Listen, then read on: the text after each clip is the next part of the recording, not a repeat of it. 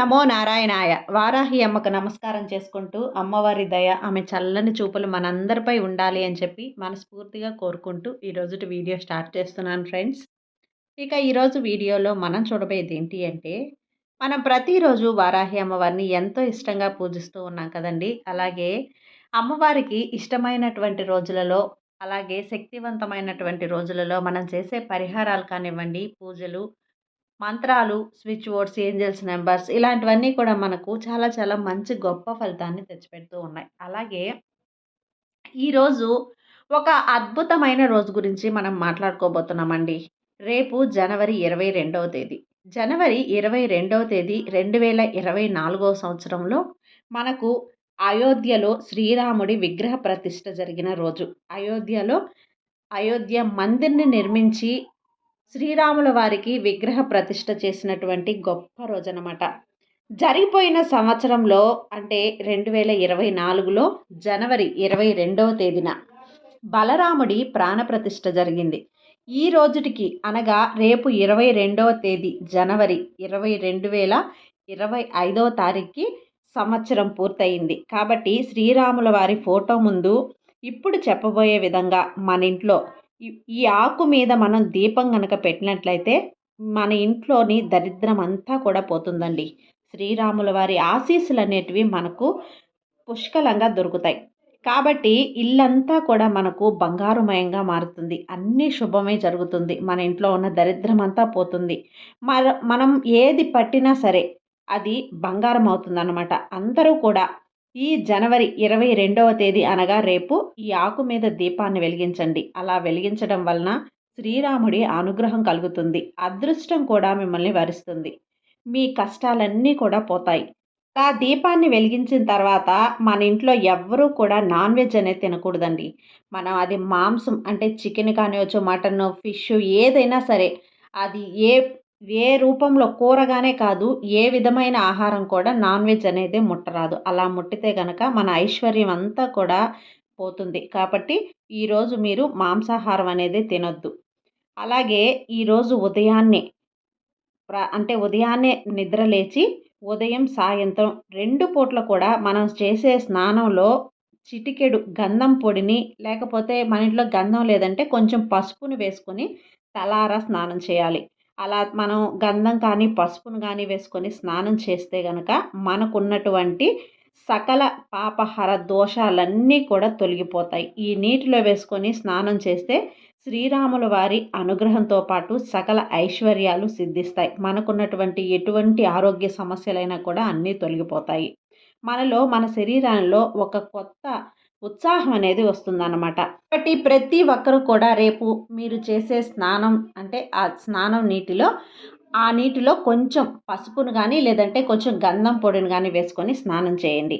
ఈ విధంగా పసుపును కానీ, గంధాన్ని కానీ మనం స్నానం చేసే నీటిలో వేసుకొని స్నానం చేస్తే గనక మనకు ఉన్నటువంటి దరిద్రాలన్నీ కూడా తొలగిపోయి సకల సౌభాగ్యాలు, అలాగే సకల ఐశ్వర్యాలు సిద్ధిస్తాయి. మీ శరీరానికి కొత్త నూతన ఉత్సాహం అనేది వస్తుంది. ఒక కొత్త తేజస్సు అనేది మనలో ఉంటుందన్నమాట. ఒక పాజిటివ్ ఎనర్జీ అనేది వైబ్రేట్ అవుతుంది. ఈరోజు మీరు ఏం చేసినా చేయకపోయినా ఉదయం, మధ్యాహ్నం, సాయంత్రం 3 పూటల 3 సార్లు ఇప్పుడు చెప్పబోయే ఈ మంత్రాన్ని గనక చెప్పుకున్నట్లయితే స్వామివారికి మనం చేసే పూజ లాంటిదే అన్నమాట. ఆ మంత్రం ఏంటి అంటే, శ్రీరామ రామ రామేతి రమే రమ మనోరమే సహస్రనామ తత్తుల్యం రామనామ వరాననే అనే ఈ మంత్రాన్ని ఉదయం 3 సార్లు, మధ్యాహ్నం 3 సార్లు, సాయంత్రం 3 సార్లు ఈ విధంగా కనుక మనం పఠించినట్లయితే ఆ శ్రీరాముల వారి అనుగ్రహం లభిస్తుంది.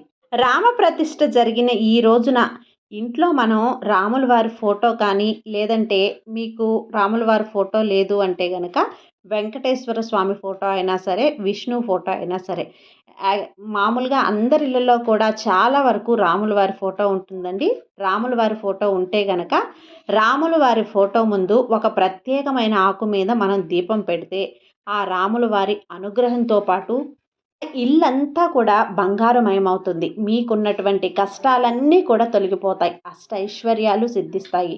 ఈ విధంగా జనవరి 22వ తేదీ అంటే రేపు ఏ ఆకు మీద దీపం పెట్టాలి అనే విషయాన్ని ఈరోజు వీడియోలో మనం పూర్తిగా తెలుసుకుందామండి.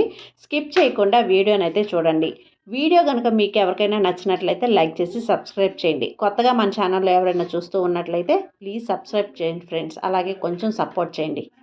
ఇక మనం ఏ ఆకు మీద దీపం పెట్టాలి అనేది తెలుసుకునే ముందుగా మనకు 22 జనవరి 2024 అంటే పోయిన సంవత్సరం అయోధ్యలో రాముల వారి విగ్రహ ప్రతిష్ఠ జరిగిన రోజు తర్వాత ఆ రోజు జరిగిన అక్షింతలు అనేటివి మన దేశం అంతటా కూడా మనకు పంపించారు. ఆ అక్షింతలు కనుక మీ ఇంట్లో ఉంటే ఆ అక్షింతలను కొంచెం శుభ్రం చేసుకోవాలండి. కొంచెం ఒక్క అర స్పూన్ అనేది ఆవు నెయ్యి, అలాగే కొంచెం పసుపు అనేది వేసి ఆ అక్షింతల్లో ఇంకరోని మనం బియ్యం వేసి అక్షింతలు అనేది కలుపుకోవచ్చు. లేవండి మా దగ్గర అక్షింతలు అనేటివి లేవు అంటే కొత్తగా మీరు కొంచెం ఆవు నెయ్యి అలాగే పసుపు వేసి అక్షింతలను చేసి రాముల వారి ఫోటో ముందు పెట్టాలి. ముందుగా ఆ అక్షింతల్ని స్వామివారి ముందు పెట్టి ఆ అక్షింతల్ని పూజ అంతా అయిన తర్వాత లాస్ట్లో మన నెత్తిన చల్లుకోవాలన్నమాట. నా దగ్గర అయితే ఆ అక్షింతలు అనేటివి నేను కొంచెం ఎత్తి పెట్టుకునే ఉన్నానండి. వాటిల్లో ఇంకొంచెం బియ్యం కలిపి మనం అక్షింతల్ని చేసుకొని స్వామివారి ఫోటో ముందు ఉంచి లాస్ట్లో పూజ అయ్యాక మన ఇంట్లో వాళ్ళందరి నెత్తిన కూడా చల్లుకోవాలి. ఇక ఏ ఆకులో పెట్టాలి అంటే రావి ఆకు. రావి ఆకు అనేది అన్ని విధాలా కూడా శ్రేష్టమైన ఆకు. ఈ ఆకు మీద మనం ఆ రోజు దీపాలు కూడా వెలిగించాం. అందరికీ గుర్తుంటే గనక రాముల వారి ప్రతిష్ఠ జరిగిన రోజు అందరం కూడా దీపాలు వెలిగించాం. అవి ఎన్ని దీపాలైనా అవ్వచ్చు. కాబట్టి ముందుగా మనం ఒక 5 దీపాలు అనేది వెలిగిద్దాం. ఆ రోజు ఆకు మీద ప్రత్యేకమైన దీపం అనేది వెలిగించి దాని తర్వాత ఒక 5 దీపాల వరకు మనం 5 ప్రమిదలతో కానీ మీ ఇంట్లో ఉన్న ఏ రకమైన ప్రమిదలతో అయినా సరే 5 దీపాలు అనేది రాముల వారి ఫోటో ముందు వెలిగించి చూడ చక్కదనంగా కన్నుల పండుగగా మనం స్వామివారి ముందు దీపాల వెలుగులో స్వామిని చూద్దాం. ఈ విధంగా చేస్తే గనక మనకు అపార ధనయోగం కలుగుతుంది. మన కోటి జన్మల పాపం అనేది తొలగి మనకు పుణ్యం అనేది వస్తుంది. కాబట్టి ఇది జనవరి 22వ తేదీ ఏ టైంలో చేయాలి అంటే ఆడ విగ్రహ ప్రతిష్ఠ జరిగింది మధ్యాహ్నం 12 గంటలకు. ఆ టైంలో మనం దీపాలు వెలిగించుకొని అక్షింతలతో పూజ చేసుకోవాలి. బాగా గుర్తుపెట్టుకోవాల్సిన విషయం అండి.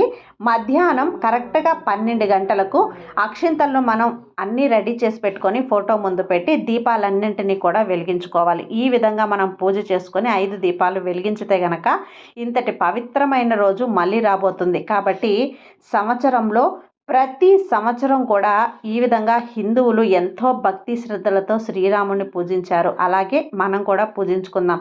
ఇప్పుడు కూడా అంతే భక్తి శ్రద్ధలతో శ్రీరాముల వారిని పూజించి రాముల వారికి ఒక్కసారి మనం వారిని గుర్తు చేసుకుంటే గనక కోటి జన్మల పుణ్యం వస్తుంది. విష్ణు స్వరూపమే కాబట్టి శ్రీరాముల వారి ఫోటో మీ దగ్గర లేకపోయినా కూడా వెంకటేశ్వర స్వామి ఫోటోకి కానీ అలాగే శ్రీరాముల వారి ఫోటోకి కానీ మనం చేసుకోవచ్చు. ఇది బుధవారం నాడు వస్తుంది కాబట్టి విష్ణు స్వరూపుడైన వెంకటేశ్వర స్వామిని శ్రీరాముడిగా శ్రీకృష్ణుడి రూపంలో కానీ నరసింహస్వామి రూపంలో కానీ పూజిస్తే మనకు అష్టైశ్వర్యాలు కలుగుతాయి. ప్రతి సంవత్సరం కూడా ఈ తేదీని గుర్తుపెట్టుకొని మనం విష్ణుమూర్తిని పూజించి ఖచ్చితంగా మీ ఇంటికి సకల శుభాలు చేకూరుతాయండి. మీ ఇంట్లో అయోధ్య అక్షంతలు ఉంటే కనుక రేపు అక్షంతలను శుద్ధి చేసుకొని పూజ గదిలో పెట్టుకొని ఇంట్లో దీపారాధన చేసుకోండి. అక్షంతలతో కొంచెం మనం పసుపు నెయ్యి లేదా నూనెని కలిపి చేస్తే కనుక అక్షింతలు శుద్ధి అవుతాయి. మా దగ్గర ఆ అక్షింతలే లేవండి అనుకున్న వాళ్ళు కొత్తగా అక్షింతలను చేసి పూజలో ఉంచండి. తలస్నానం చేసి ఇల్లంతా శుభ్రం చేసుకొని పసుపు నీళ్లు చల్లుకొని ముందుగా పూజ గదిని శుభ్రం చేసుకొని ఆ తర్వాత ఈ పూజ అనేది చేసుకోండి. రాముల వారి ఫోటో ఉంటే కనుక ముందుగా శుభ్రం చేసుకొని అలాగే పసుపు కుంకుమలు అన్నీ పెట్టుకొని స్వామివారి ఫోటో ముందు ఈ పూజ అంతా నిర్వహించండి. రావి ఆకు అది కూడా మాకు దొరకలేదండి అనుకున్న వాళ్ళు వేపాకైనా సరే ఒక వేప రెమ్మ తీసుకొని దానిలో ఒక ఆకు అనేది తీసుకొని దానికి పసుపు కుంకుమ అర్చించి రావి ఆకు కానీ వేపాకు కానీ దానిపైన దీపం వెలిగించి చూడండి. ఇక నుంచి మీ ఇల్లంతా కూడా బంగారుమయంగా మారుతుంది. మీకు సకల శుభాలు కలుగుతాయి. అష్టైశ్వర్యాలు సిద్ధిస్తాయి. ఆ శ్రీరాముల వారి ఆశీస్సులు మీ ఇంటిల్ల పాది ఉండి మీ ఇల్లంతా కూడా సుఖ సంతోషాలతో నిండుగా ఉంటుంది. కాబట్టి ప్రతి ఒక్కరూ జనవరి 22వ తేదీ బుధవారం రోజున ఈ విగ్రహ ప్రతిష్ఠ జరిగిన రోజున ప్రతి ఒక్కరూ రాముల వారిని పూజించి వారి అక్షింతలను నెత్తిన చల్లుకొని ఇల్లంతా కూడా దీపాలు వెలిగించి, అంటే పూజ గదిలో 5 దీపాలు వెలిగించే మన ఇల్లంతా కూడా ఒక పాజిటివ్ ఎనర్జీతో నిండిపోతుందండి. తప్పకుండా ప్రతి ఒక్కరూ ఈ విధంగా స్వామివారిని పూజించి స్వామివారి అనుగ్రహాన్ని పొందాలి అని చెప్పి మనస్ఫూర్తిగా కోరుకుంటూ ఇంతటితో ఈ వీడియో ముగిస్తున్నానండి. ఈ వీడియో కనుక మీకు నచ్చినట్లయితే లైక్ చేసి సబ్స్క్రైబ్ చేయండి. మరికొంతమంది భక్తులకు షేర్ చేయండి. సర్వేజన సుఖినో భవంతు. జై వారాహి మాత.